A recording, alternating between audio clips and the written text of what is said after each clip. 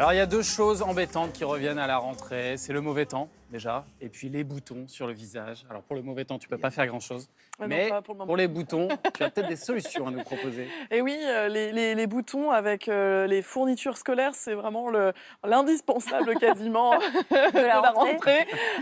Souvent lié d'ailleurs au stress que l'on ressent dans cette période qui n'est pas facile de vivre. Hein, c'est pas le fait de la luminosité qui baisse, on prend moins le soleil. Alors, le soleil, ça peut cacher un peu les boutons. Alors oui, sécher. Tu as tout à fait raison. Pourquoi en fait, à la rentrée, on va voir réapparaître des boutons qui ont été artificiellement cachés par le soleil. Pourquoi ? Parce que quand la peau est exposée à du soleil à haute dose, elle va s'épaissir. Et donc pour se protéger, et dans ces cas-là, ça va comme enfouir, on va dire, les boutons en formation. Et là, peu à peu, la peau se désépaissit naturellement avec la luminosité qui diminue. Et là ils sortent. Là, c'est le retour en masse. Est-ce que c'est pas aussi le corps, tout simplement, qui se révolte devant l'obligation de devoir travailler à nouveau? Non, mais tu dors moins bien, tu manges plus vite, tu manges peut-être moins de petits déjeuners régulièrement. Est-ce que le corps se rebelle pas? Alors moi, je suis d'accord avec toi, mais le corps se rebelle surtout contre finalement cette multitude d'apéros qu'on a. C'est ça. Là, elle est en train de te faire une consultation personnalisée, hein, vraiment. Mais attends, oreille.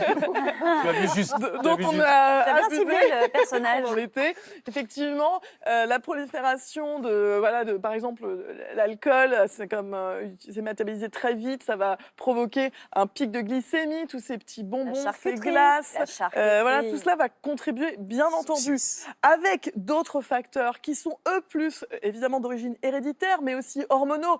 Beaucoup de femmes me disent souvent, j'ai arrêté la pilule pour X raisons, et là, c'est le retour des boutons, parce que certaines pilules vont avoir une action anti-bouton, et puis quand on l'arrête, alors là, ça peut être un coup de bambou, un retour de bâton qui est Tout le monde est concerné, hein.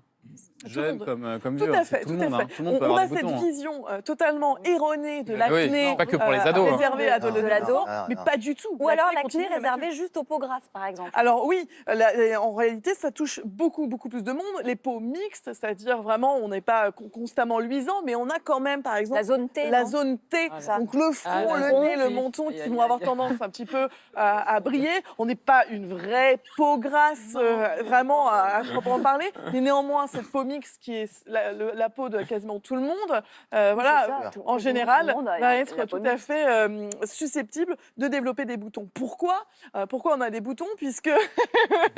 N'aie pas peur. J'en ai pas sur le visage. Je ne veux pas savoir.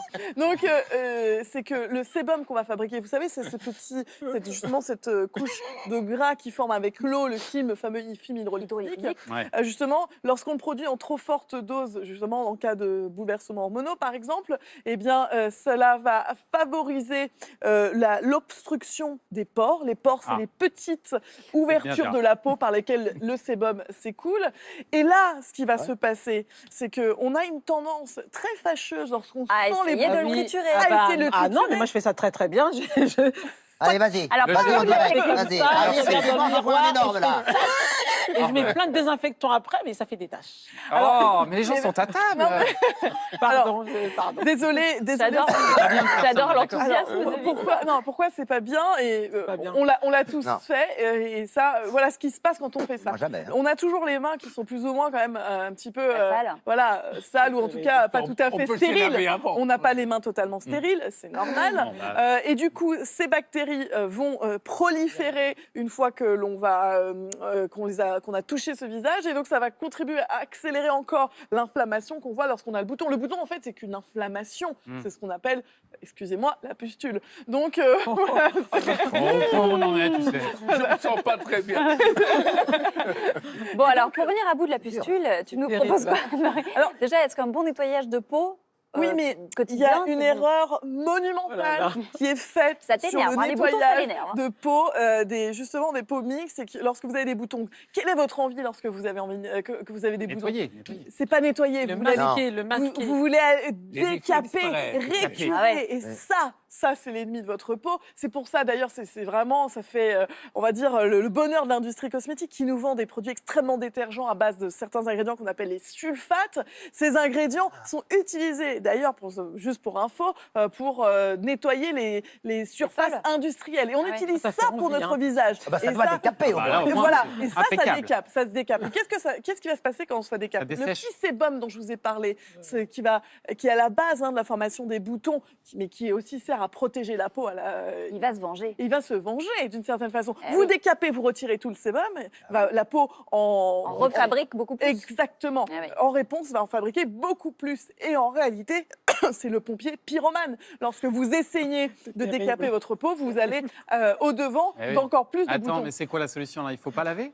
Non. Laisser éclore Non, la solution, c'est de respecter véritablement... Avec le sourire. Résumer, tout simplement. Non, respectez votre peau avec des soins et des nettoyants qui ne contiennent pas certains ingrédients. Pour les produits nettoyants, évitez tous les soins qui contiennent des sulfates, que ce soit des sodium lauryl sulfate ou des sodium laurette sulfate. Très, très important. Les deux. Pourquoi les deux sont... Ils sont très méchants, donc on crie très fort. Voilà, ça, c'est vraiment des produits extrêmement décapants. Ensuite, du savon, par exemple. Du savon saponifié à froid. Pourquoi? Parce que le savon saponifié à froid conserve de la glycérine hydratante dans sa formulation. Et n'hésitez pas, si ça vous assèche un peu la peau, pour certaines personnes qui ont la peau fragile, ça peut le faire, à immédiatement vaporiser un peu d'eau florale sur votre peau. Et l'eau florale qui est tout à fait conseillée, par exemple, pour les peaux mixtes, c'est l'eau florale de rose bio, voilà, qui a des vertus astringentes. Donc ça, c'est la première chose. Ensuite, dans vos soins... Et ça, 2 fois par jour? Ça, 2 fois par jour. Nettoyez-vous tranquillement, mais soyez là-dessus plutôt dans une approche de douceur. Deuxième chose, par rapport à vos soins pour le visage. Pareil, évitez tous ces soins qui vous disent oil free, etc. Qu'est-ce que ça veut dire? La plupart du temps, c'est qu'ils n'ont pas d'huile végétale. Mais qu'est-ce qu'ils mettent à la place des huiles végétales? Des huiles minérales qui sont pétrochimiques et qui sont occlusives. Donc là, c'est aussi la fausse bonne idée. Donc sur les soins et les crèmes, qu'est-ce qu'on met? Alors plutôt des crèmes qui sont riches en huile végétale. Vous vous souvenez comment on repère une huile végétale dans la composition? Seed oil. Seed oil, très très haut dans le début de la formule, d'accord? Rapidement. Et pas des noms un petit peu bizarres. Et mettre de l'huile sur une peau avec des boutons, c'est pas problématique. On peut mettre, et c'est ça aussi une des idées reçues, il faut absolument éviter de l'huile sur la peau grasse, mais pas du tout. Par exemple, tu me demandais tout à l'heure... L'huile de jojoba, par exemple, moi j'aime bien. L'huile de jojoba va ressembler, la cire de jojoba plus exactement, va ressembler au sébum de la peau. Et donc, quand on met cette cire de jojoba sur la peau, on donne le message à la peau, c'est bon, tout va bien, tu as du sébum, etc. Et en réalité... le problème, c'est que... On soigne le mal par le mal. Et ben, du coup, ça va réguler. Comme boire une bière le lendemain de cuite. Donc finalement, voilà. Et ce que vous pouvez aussi avec faire, modération. lorsque vous avez une... Arrête, c'est sérieux, là, c'est très important. En plus du soin, lorsque vous avez vraiment une crise, un bouton qui arrive, vous avez aussi des petits roll-on. Donc souvent à base... Voilà, des roll-on à billes, notamment souvent à base d'une huile essentielle qu'on appelle le tea tree.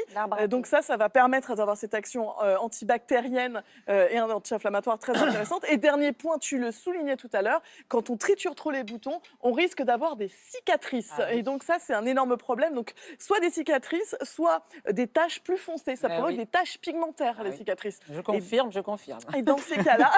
reste discrète, non, ton répertoire. Tu peux garder un certain filtre, tu sais.